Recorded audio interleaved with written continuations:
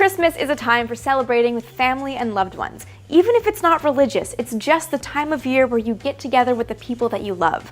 But for space nerds, Christmas time will always be reminiscent of Apollo 8. Apollo 8 launched on December 21st of 1968, and it was, by all accounts, a bit of a Christmas miracle of a mission. After losing 3 astronauts, Gus Grissom, Ed White, and Roger Chaffee, in the Apollo 1 fire on January 27th of 1967, NASA was forced to drastically revisit its spacecraft. There were so many problems found with the Apollo command module that the agency had to seriously revise its spacecraft, and this put everything on a delayed schedule for landing a man on the moon by the end of the decade. But NASA management found some pretty interesting and clever ways to make up for lost time, one of which was all-up testing. Instead of testing the Saturn V rocket in stages and then adding those stages together before a launch, NASA had Wernher von Braun and his team launch the Saturn V all up, all in one go. This was the Apollo 4 launch, and it paid off. The rocket worked beautifully, and this helped NASA regain some lost time. But in addition to revising the command module, the lunar module was also falling badly behind schedule.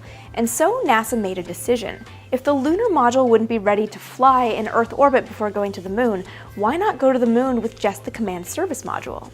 And so the plan changed. The first manned mission for Apollo would be Apollo 7, and it would test the command service module as revised after the fire in Earth orbit.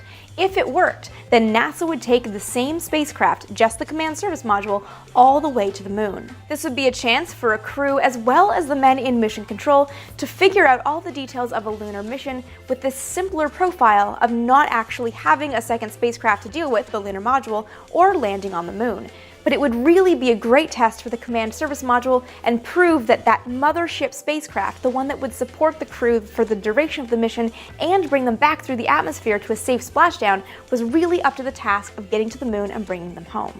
Of course, it wouldn't be enough to just go to the moon. Apollo 8 was going to go into lunar orbit, proving that the service module's propulsion system, that big engine that would propel the spacecraft in space on a mission, was able to relight at those key moments in flight, putting the spacecraft in lunar orbit and getting it out of lunar orbit back towards the Earth. And so Apollo 8 launched with just a command service module and a dummy lunar module as ballast. Most of the way to the moon, the crew couldn't actually see their target. That's because the spacecraft was just not oriented in the right direction. They didn't get their first look at the moon until they were there on December 24th. And that Christmas Eve, they did a live TV transmission from lunar orbit. Each of the astronauts on board made some observations about the moon. Command module pilot Jim Lovell was struck by the vast loneliness, something that made him realize just what he had back on Earth. Lunar module pilot Bill Anders saw the sky as a forbidding and foreboding expanse of blackness. Commander Frank Borman saw the moon as a vast, lonely, forbidding expanse of nothing.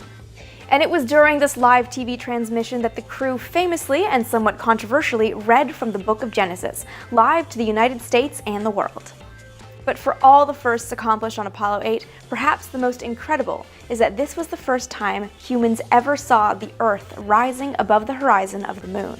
And it wasn't just the crew who saw it. They took this iconic picture to share it with the rest of the world.